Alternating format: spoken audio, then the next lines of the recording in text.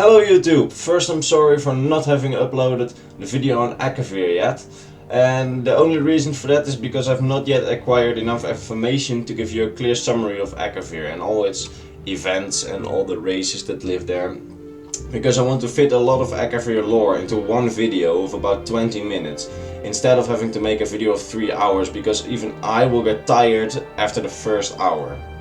That being said, I recently logged into YouTube and I saw a request for me to make a video on the Dwemer.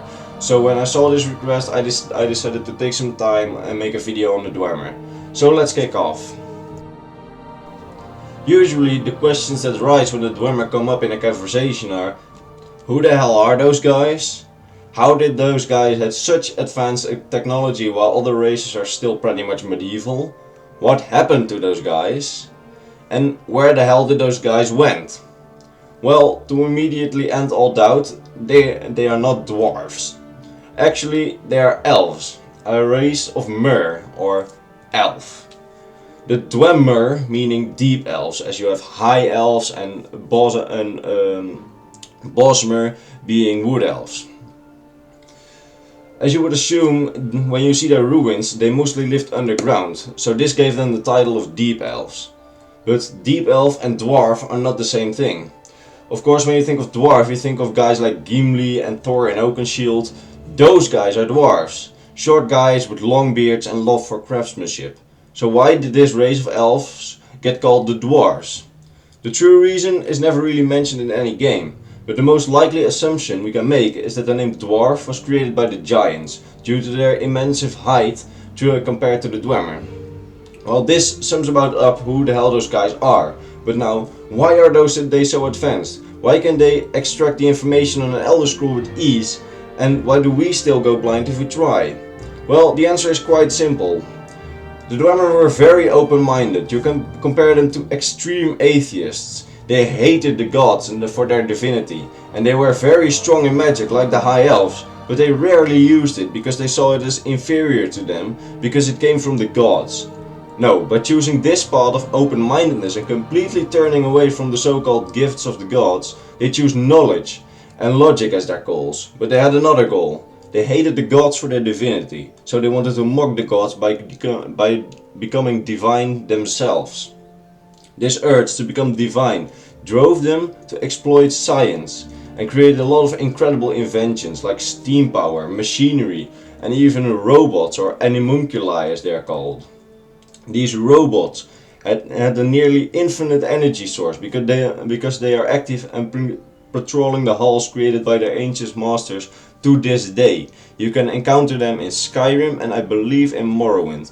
I've not really played Morrowind a lot, so I haven't really reached a Dwemer ruin yet. But I know in Skyrim you can encounter them, and some of them, like the Centurions, are truly massive. But always when I'm talking about this, the question arises: if they were so advanced and superior to other races, why are they gone? Well, as we see a lot of movies and series in real life, those with power get tempted by it and will ultimately create a hunger for even more power. This is what happened to the Dwemer. Sometime after the discovery of what is now Blackreach, or the Silent City, by the Dwemer, they found an extraordinary metal while mining in Blackreach. It was a blue, shining material that radiated with power, but it was so hard and solid and too powerful to use at any normal forge. For the other races, this was an impossible task, as we can read in, I believe it was, the Ethereum Wars in Skyrim. But for the Dwemer, this was just another challenge.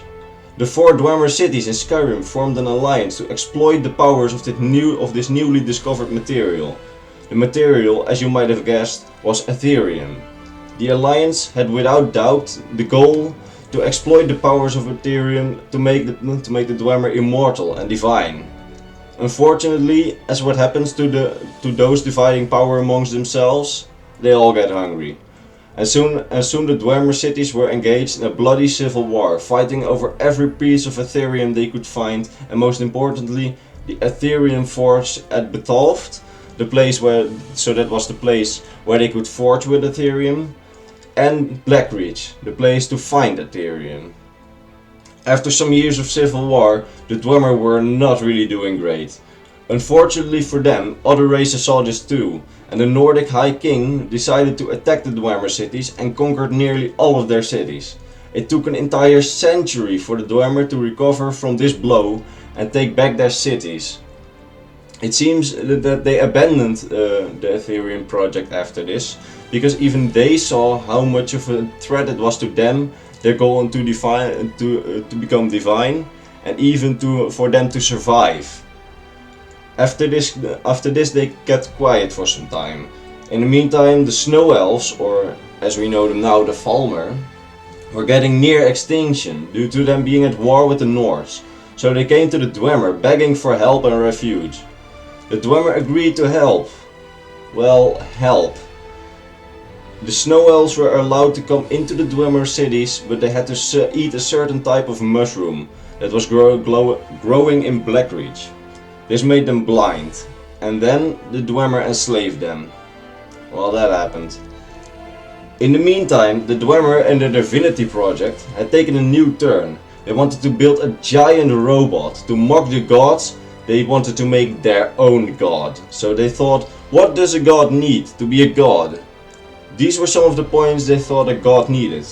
Immortality, incredible power so it can do whatever it wants, the ability to go to any plane of existence like Oblivion, Aetherius or Sovngarde even if you wish, and of course Mundus, the plane where we are now. And the power to change any aspect of space and time. Of course they had the technology to build such a robot.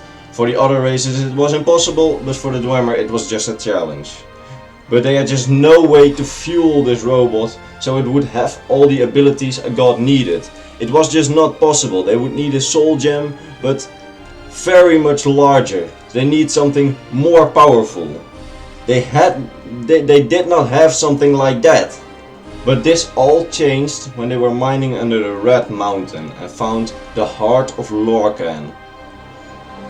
Lorkhan is a subject for its own video, so I will not be delving very deep into him, but to make it simple, he was the god that created Mundus, or the plane of existence Tamriel is in, to put it a little in perspective. But to create it, he exploited the powers of other gods and drained their life force to create Mundus. So when the gods began to realize this, they ripped out his divine heart and hid it somewhere in Tamriel where it would never be found by any mortal. But as I explained earlier, the Dwemer were just capable of doing things other races just can't do. And well, they found it.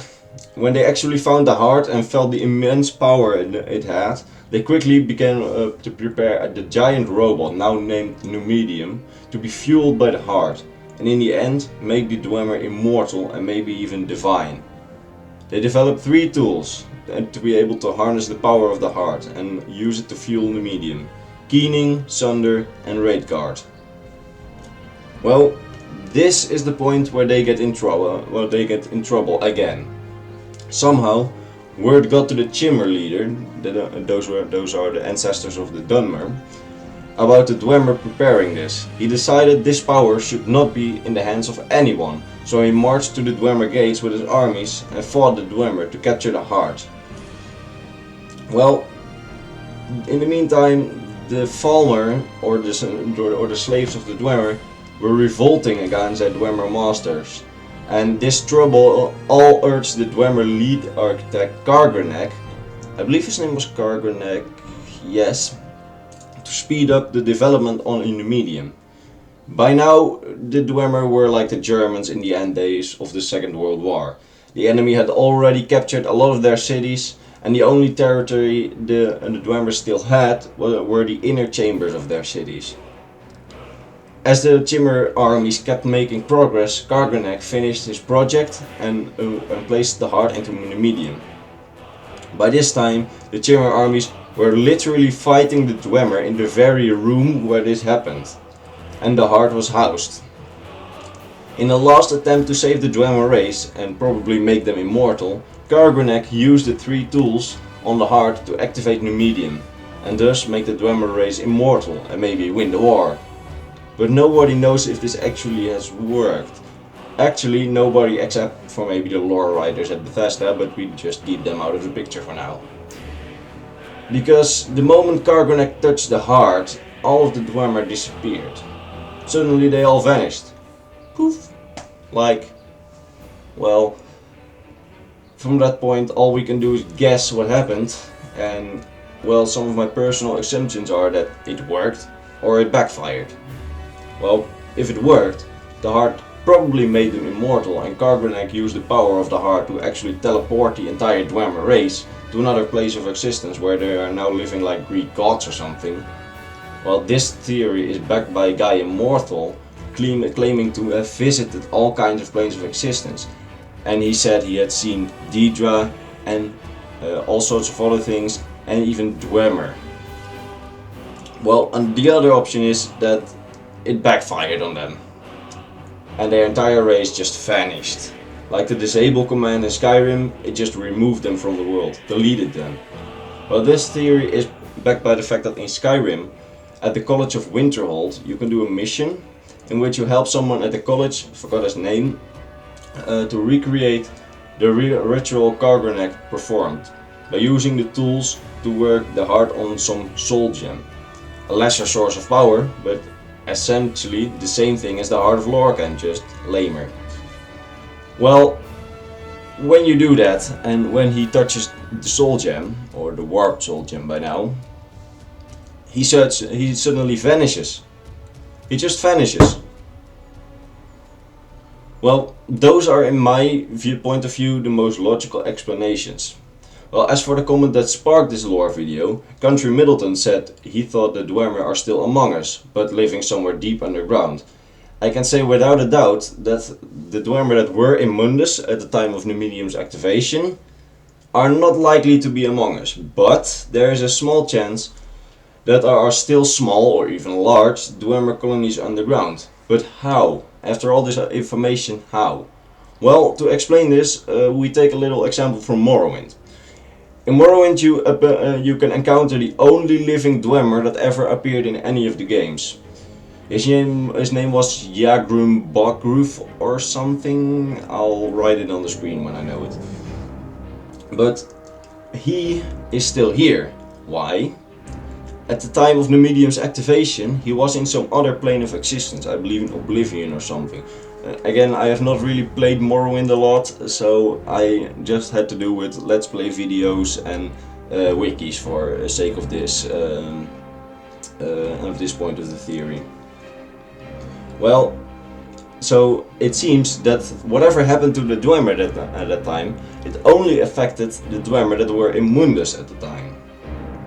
But if he survived because he was somewhere else where the spell had no effect, why wouldn't there be others? Maybe there were other Dwemer in other planes of existence at the time, because apparently they are able to enter other places or planes of existence. And when they returned to Mundus, it could have been that they saw their entire race to be gone, and they decided to hide themselves underground. That's the most likely explanation from my point of view, if there are still Dwemer living among us. Another reason for the Dwemer still being among us is when the ritual of Kargonek had worked, and they are having some kind of crazy divine party in their own plane of existence, and some decided to return to Mundus for whatever reason they may have. But if that's the case, why haven't we seen them? And if they're still among us, where are they? And if all their cities are abandoned? That's something for you guys to think about. For now I'm signing off because I've got a really sore throat by now. And a lot of recording, editing and research has gone into this video, so I hope that you guys like it. For my next video I will probably do once again something other than Akavir. I will maybe take a look about how every type of elf came into existence, even the first elves that generated in the end Dwemer, Orsimer, all those. Or I will delve some more into the history of humans in the Elder Scrolls. Well, as always, requests are very much welcome and will be a priority over my other researches. So leave a like, subscribe and tell me what you want to hear next. Bye bye! Hey guys, before I go, I have to make a little statement. All the form of art and screenshots I used in this video and also the videos, they are not mine. My computer is just not good enough to record Skyrim at the form of graphics you saw. And I never have been in any Morrowind ruin, so that's also from someone else. And I'm not really good at drawing or any form of art, so the credit goes to all the artists that made these artworks and videos. I just merely use them for educational purposes. I hope you can respect that, and later.